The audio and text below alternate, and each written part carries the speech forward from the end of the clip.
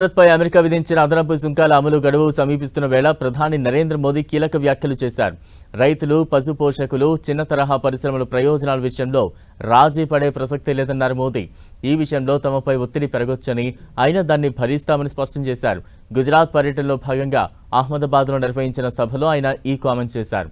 దశాబ్దాల తరబడి దేశాన్ని పాలించిన కాంగ్రెస్ పార్టీ దిగుమతుల విషయంలో అవకతవకలకు పాల్పడేందుకు గాను భారత్ను ఇతర దేశాలపై ఆధారపడేలా చేసిందని మోదీ విమర్శించారు.